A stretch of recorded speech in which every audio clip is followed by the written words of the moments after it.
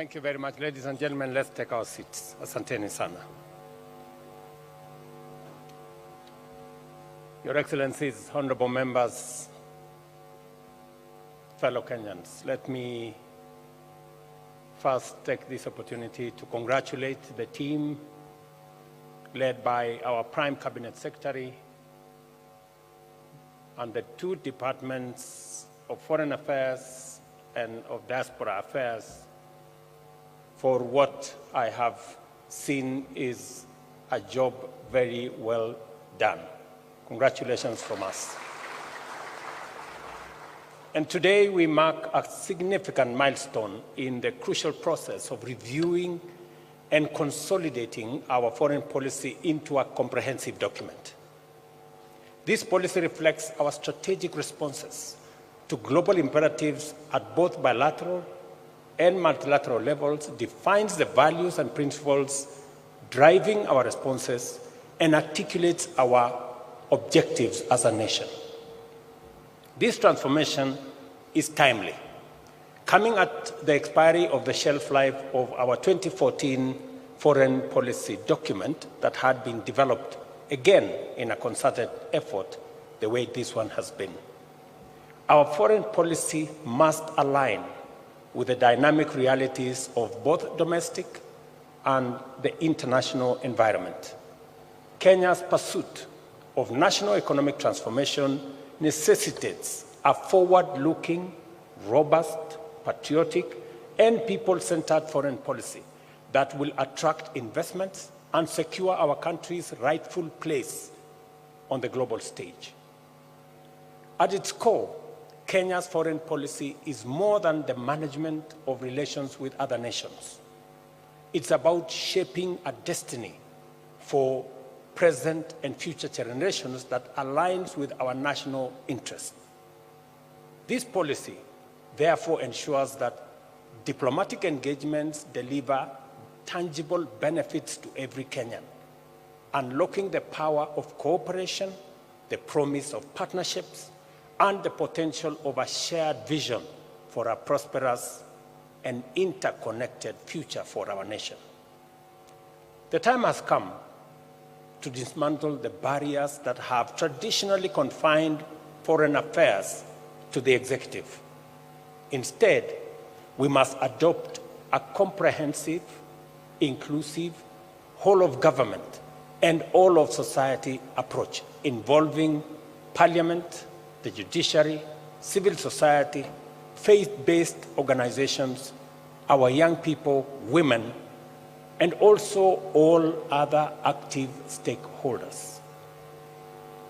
At the same time, our foreign policy must provide a sound framework for effective strategies that serve our national objectives, priorities, and interests through diplomatic engagement. Let me say this, that each and every one of us, whether we are members of the judiciary, members of parliament, members of civil society, whether we are sportsmen, whether we are business people, we represent Kenya in engagements with others. And therefore, we have a diplomatic responsibility to represent our country well. Its ultimate aim, naturally, is to improve citizen welfare, drive national progress, and contribute to shared regional and global prosperity. Globalization has driven intensive integration and interdependence, blurring the line between domestic and foreign policy. This makes it imperative to redefine and reestablish a distinct, comprehensive foreign policy framework. And this is the exercise this ministry is engaged in. The new foreign policy document outlines clear objectives, identifies emerging trends, and proposes effective responses to global dynamics. It incorporates mechanisms for implementation, monitoring, and evaluation, ensuring that our diplomatic sector serves as a catalyst for Kenya's prosperity. Notably, it highlights opportunities in emerging fields such as the digital diplomacy and climate diplomacy. As you all know, we progressively have raised Kenya's diplomatic profile. It is the reason why, for the first time in Nairobi, we held the first ever African Climate Summit in Nairobi. And I did it specifically because Nairobi is the environmental capital of the world, and we must lead in matters environmental diplomacy. It is the reason why our voice as a country is counted on by our African friends, by the global community, and we carry the weight of the fact that Kenya hosts the United Nations Environmental Program, and it is the reason why we have leveraged on it to raise the profile of our country and to make sure that Kenya plays in the right league. And I am looking forward to the Ministry of Foreign Affairs continuously managing that space in a manner that profiles Kenya positively. Without a doubt, economic diplomacy remains central to our foreign policy. Kenya's position as a regional financial hub, backed by a strong banking sector and hosting the largest World Bank station outside Washington, underscores its importance. Recent engagements, including the African Development Bank and IDA summits, have emphasized the critical role of the private sector, youth, and civil society in economic diplomacy.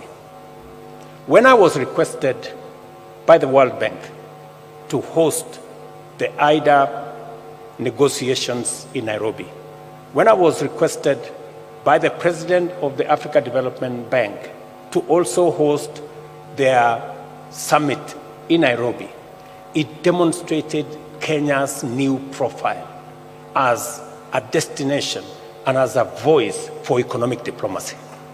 We must build on it, we must leverage on it, and whatever it is that we are doing, whether it is with the World Bank or the Africa Development Bank, must eventually accrue benefits to the people of Kenya. Our foreign policy must, therefore, advance the strategy of creating more and better trade and economic opportunities for industries and enterprises, with a special focus on the empowerment of small and medium enterprises and the inclusion of marginalized groups such as young people, women, and persons living with disability. In so doing, our foreign policy dovetails with a bottom-up economic transformation agenda. To benefit from this complementarity and alignment, it is time for us to be imaginative in order to enhance the capacity and the efficacy of our missions abroad and use them to promote trade and promote investment and position Kenya as appropriately as they can.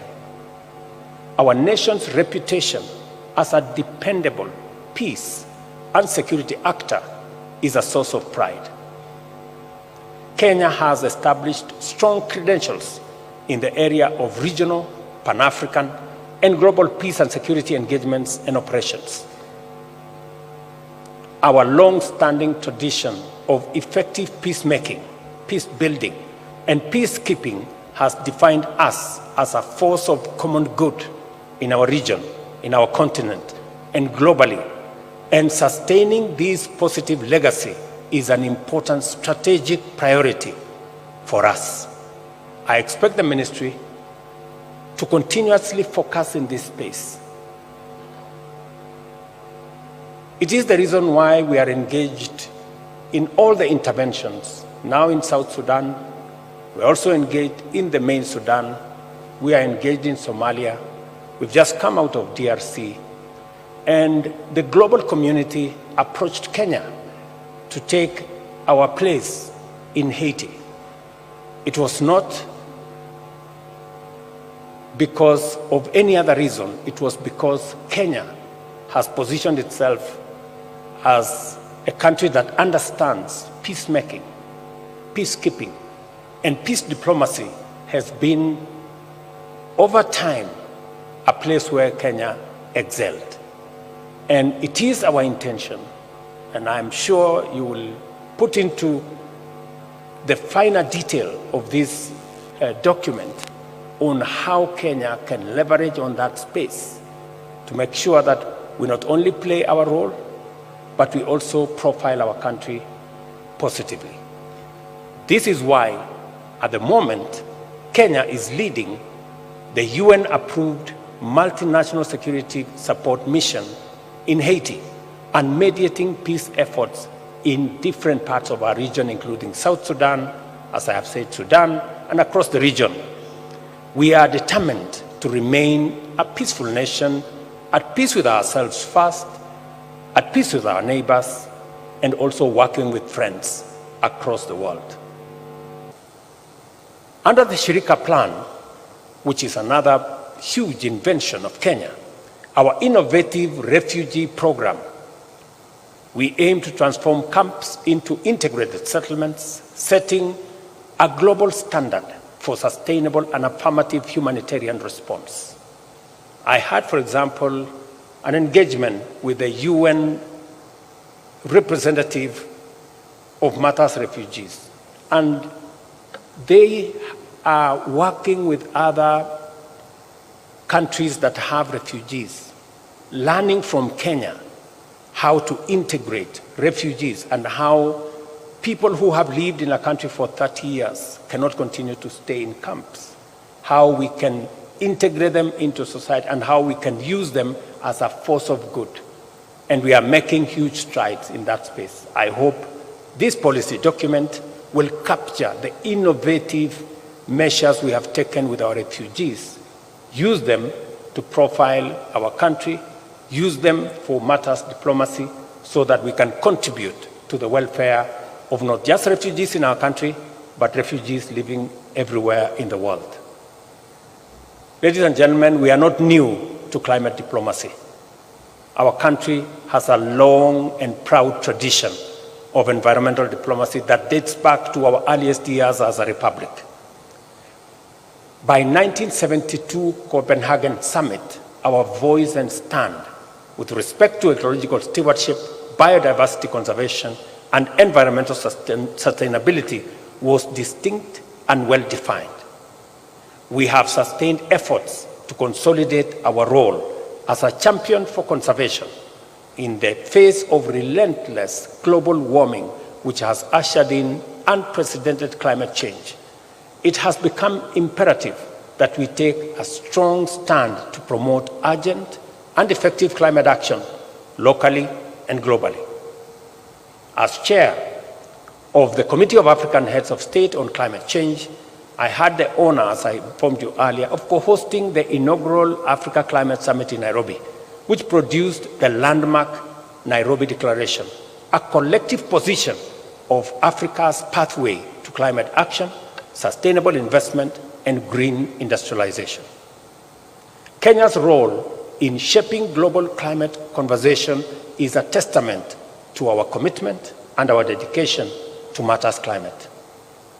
Kenya's engagement in global health diplomacy is also guided by lessons learned from COVID-19 pandemic and our commitment to enhancing inclusion and equity by promoting public and private investment to expand access to quality healthcare, address disparities, and strengthen domestic health systems while partnering to address pandemics and emerging public health challenges, not just in Kenya, not just in our region, but globally.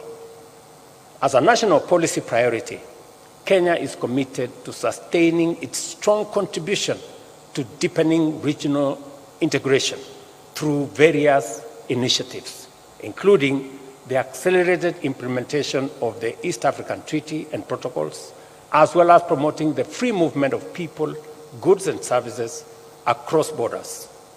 This commitment extends to our obligation under the Common Markets for Eastern and Southern Africa, COMESA, the tripartite free trade agreement that again came into force this year in May after meeting the threshold, and our efforts to actualize the Africa Continental Free Trade Area.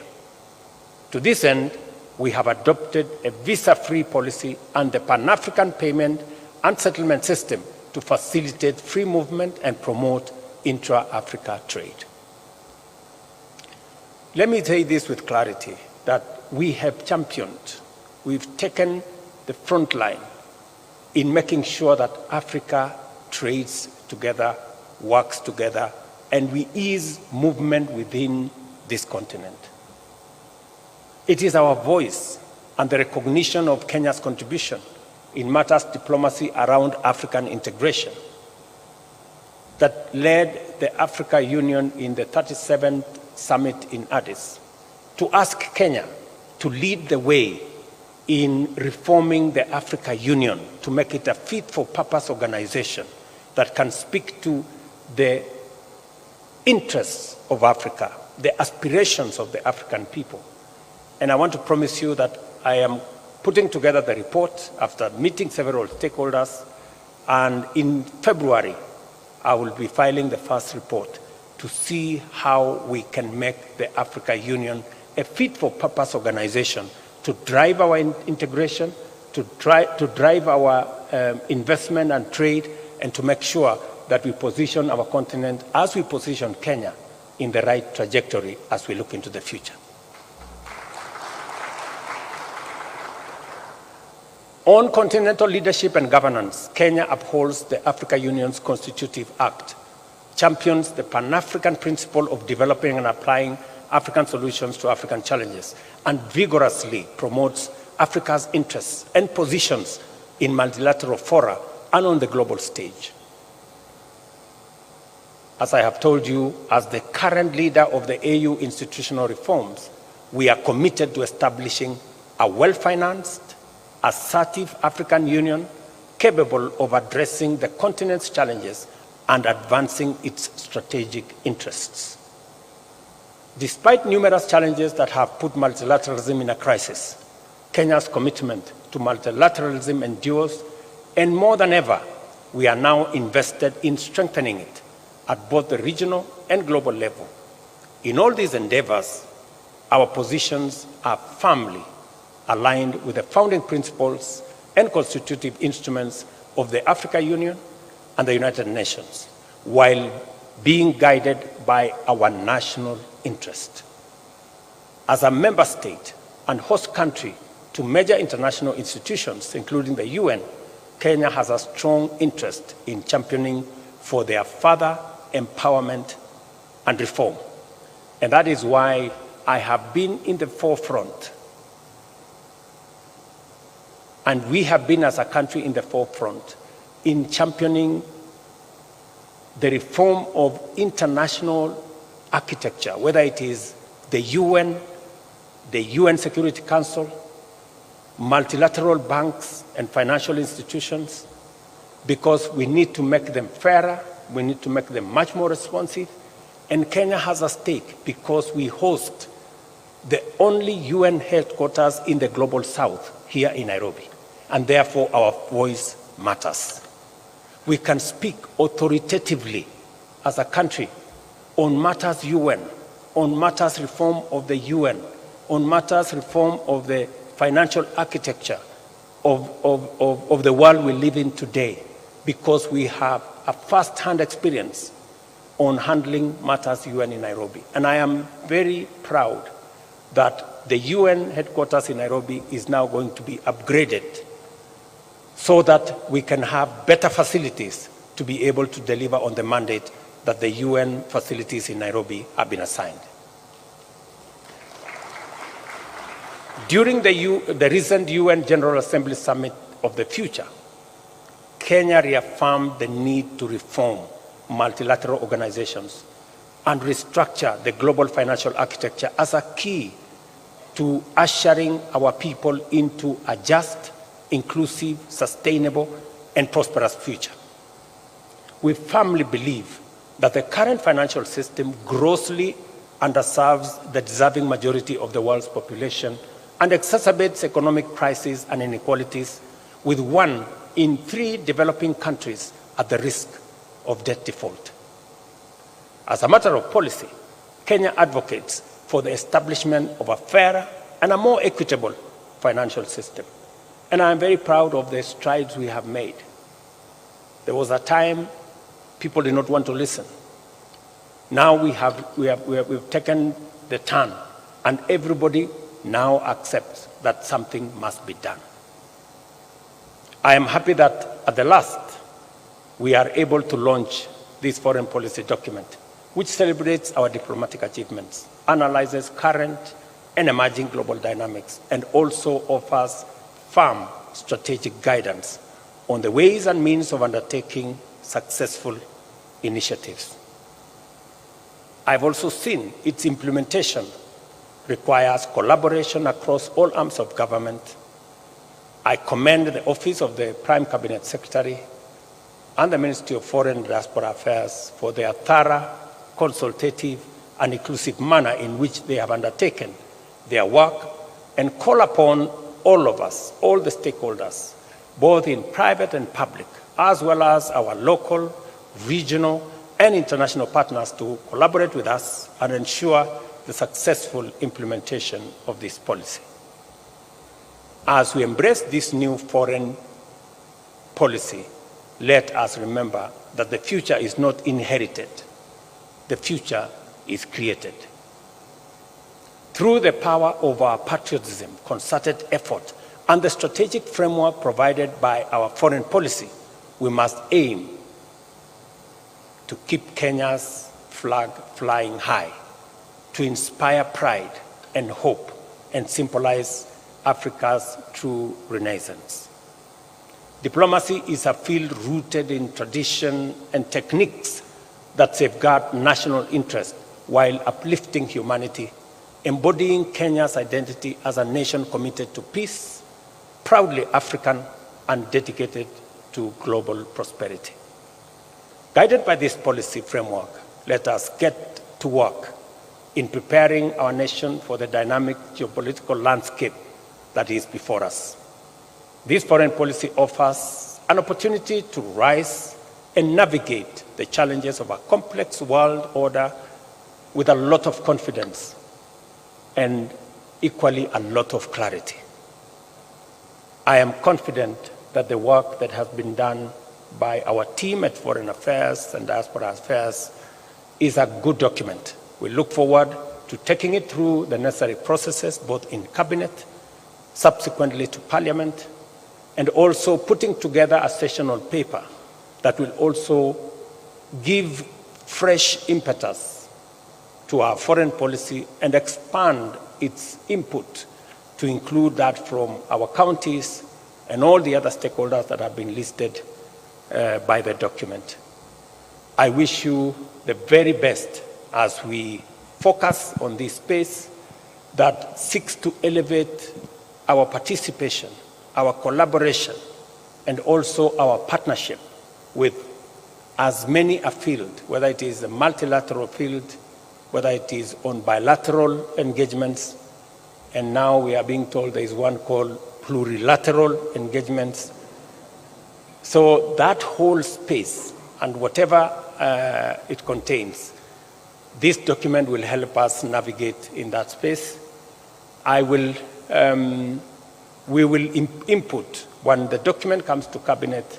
I am sure Cabinet will also inform this document as has been informed by others, so that we can end up with a document that is fit for not just the present, but also articulates with clarity the medium and the future that we all aspire to. Thank you very much. God bless you. God bless our great country, Kenya. Asanteni sana. Thank you very much, Your Excellency.